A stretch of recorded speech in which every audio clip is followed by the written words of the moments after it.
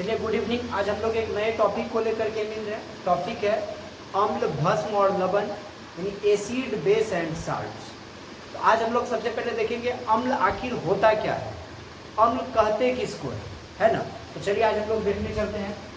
हम लोग के पास क्या है, टॉपिक है अम्ल यानी कि एसिड। क्या है? एसिड है। एसिड कहते पता है किसको है? एसिड। हम लोग के पास क्या है? एसिड। आप जानते होंगे तेजाब का नाम सुने होंगे। अम्ल को तेजाब भी कहा जाता है, याद रखिएगा।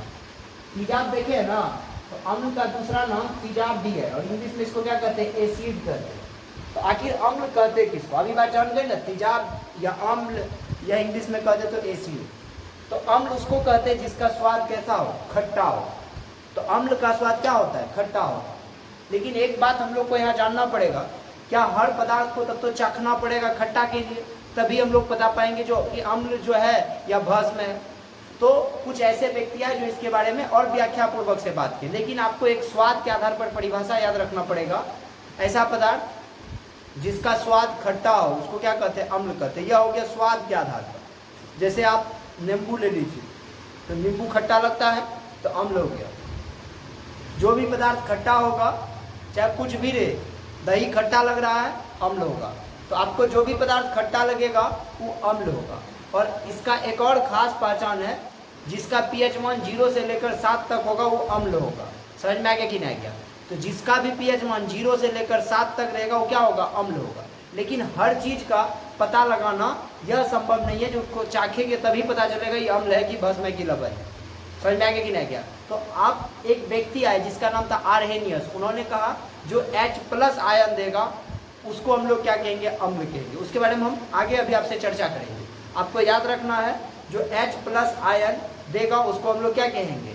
अम्ल कहेंगे। लेकिन यदि स्वाद के आधार पर आपको कहा जाए तो स्वाद के आधार पर जिस भी पदार्थ का स्वाद खट्टा होगा उसको हम लोग क्या कहेंगे? अम्ल कहेंगे। लेकिन हर चीज़ का तो पता लगाना स्वाद के आधार पर नहीं है।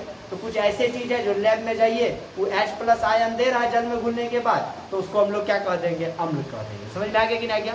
तो जो ऐसा पदार्थ है जिसको हम चाख सकते हैं उसको चाख कर पता लगा लेंगे।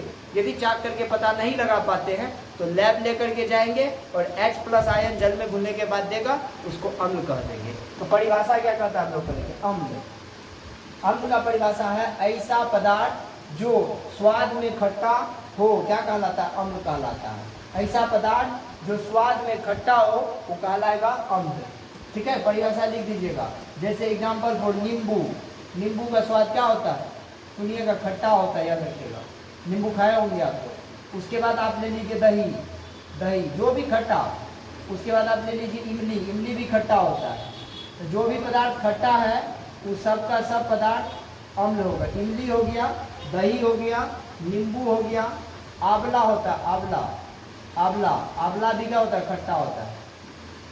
तो ये सारे पदार्थ क्या हो जाते हैं? अम्ल हो जाते हैं। यानी कि अम्ल ऐसा पदार्थ होता है जिसका स्वाद क्या होता है? खट्टा होता है, उसको हम लोग क्या कहते हैं? अम्ल कहते हैं। और यदि हम जिस भी पदार्थ को नहीं चाख सकते उसको लैब ले जाएंगे, वो H+ जल में घुलने के बाद आयन देगा।